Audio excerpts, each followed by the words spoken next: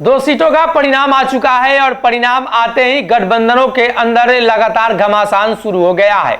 एक तरफ चिराग की एंट्री के बाद महागठबंधन खेमे में लगातार चर्चा है कि चिराग पासवान अपने वोट बैंक को एनडीए गठबंधन में डिलीवर करा देंगे।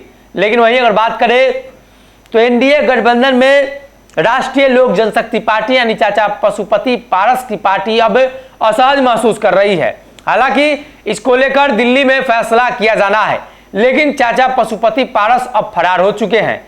खबर यह है कि पशुपति पारस दिल्ली में डेरा जमाए हुए हैं और तमाम नेता को 10 तारीख को बुलाया है।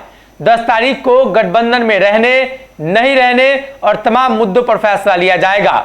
एक बार फिर से चिराग की एंट्री के साथ ही चाचा पशुपति पारस कहीं ना कहीं एनडीए से बाहर होने के कगार पर है। आपको याद होगा कि लोजपा जो रामविलास पासवान ने बनाई थी उसके 2 खंड हुए थे और दोनों खंड अलग अलग गठबंधन में थे। मतलब साफ है कि राष्ट्रीय लोक जनशक्ति पार्टी चिराग वाले पशुपति पारस वाला वो उस गठबंधन में शामिल था जो भारतीय जनता पार्टी के साथ राजनीति कर रहा था। लेकिन बात की जाए तो चिराग पासवान उस गठबंधन में शामिल नहीं थे। बड़ा सवाल कि चिराग पासवान के एंट्री के बाद क्या चाचा पशुपति पारस असहज महसूस कर रहे हैं? क्या चाचा पशुपति पारस 10 तारीख को बैठक करके अहम फैसला लेंगे? दिल्ली में बैठक होनी है और इसके पहले ही सूरजभान सिंह, प्रिंस राज सहित कई नेताओं ने चिराग के पक्ष में बयान दिया। हालांकि चिराग की एंट्री के बाद उन्होंने कहा कि ये गठबंधन है, गठबंधन में सभी लोग आ जा सकते हैं, इसमें कोई बड़ी बात नहीं है।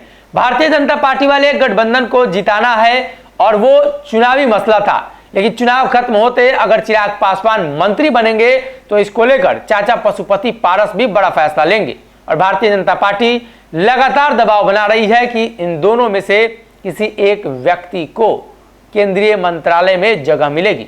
हालांकि पशुपति पारस पहले से ही केंद्रीय मंत्रालय में शामिल है, लेकिन अब चिराग पासवान को केंद्रीय मंत्रालय में शामिल कराने को लेकर चर्चा है। तो ऐसे में इंतजार करना होगा चिराग को लेकर भारतीय जनता पार्टी क्या कुछ बड़ा फैसला करती है। बिहार के राजनीति और बिहारियत से सरोकार रखेनी तो सब्सक्राइब बटन दबा के चैनल के सब्सक्राइब कर ली। ओजे एगो घंटी बा, ओकरा बटन दबा देला से कुल सटीक और मारक खबर रुआ मुफ्त में मिल जाई।